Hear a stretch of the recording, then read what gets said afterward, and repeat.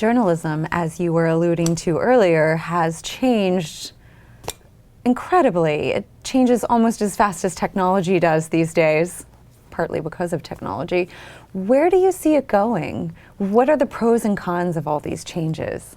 Yeah, journalism really, ever since I left Columbia Journalism School probably 20 years ago, everyone's always been saying journalism's dying. It's never been an easy period to be a journalist. Yeah. I think it's just one of those professions.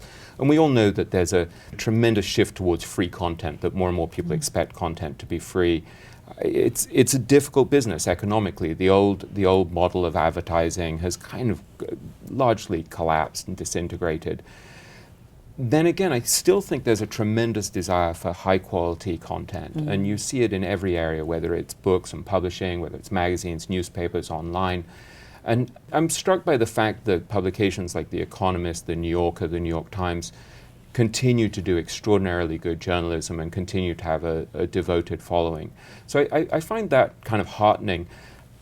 Then at the same time, you know, I had a fascinating experience recently where I wrote a story for LinkedIn about Buffett that got viewed by the best part of 300,000 people. And that was an astonishing revelation to me, just the sheer power of these new media tools that didn't really exist 10 years ago.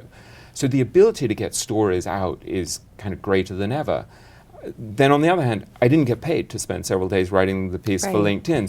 So there's this conundrum that you have this tremendous ability to get your work out there and your ideas out there, but actually to get compensated for it becomes a conundrum. You know, you have to, as a journalist, start thinking about your brand, which was a horrible idea that I never would have taken seriously in the past. But actually, you can no longer afford just to hide at magazines like Time and The Economist and say this stuff's irrelevant. So I think there's tremendous disruption, which has created extraordinary opportunity, but it would be kind of scary for a lot of people.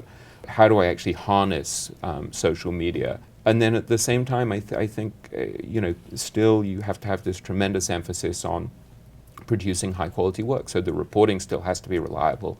You still have to express opinions that are useful to people, because otherwise, how do you rise above the noise? Nobody needs more sort of repurposed mulch, you know. Yeah, and that makes me wonder, with the 2016 election cycle coming up, and opinions and partisan journalism and sensationalism, that type of journalistic branding, we're for just the conservative people, or we're just, where is that going? It's a great question. I don't know. I find myself drawn to particular outlets within the journalism world. So I basically have a sense that the New York Times is trying to be fair and is trying to be good. I know other people might disagree and make out it's a liberal rag and the like. I think they're very responsible, and they really do good work. Likewise, if I'm reading Time, I think someone like Joe Klein is terrific, who covers politics. So I think there are still people have integrity and are smart and are decent. And it seems to me that there's so much noise out there that there's still a tremendous role for the people who are kind of trusted voices within the noise. And nobody really needs more noise. I think increasingly you see publications like The Economist that have consistently invested in good coverage. They haven't kind of chipped away at their page count. So it's still a pretty fat magazine. It's still, it still offers good value to their readers. I think that, readers feel that kind of good faith effort to tell the truth, whether, and to offer interesting perspectives and views, whether you agree with those views or not. I think that commitment to a sort of honest debate is more powerful and important than ever. Do you think readers are changing? Do you think readers or viewers are looking more for hearing their own beliefs sort of regurgitated, or?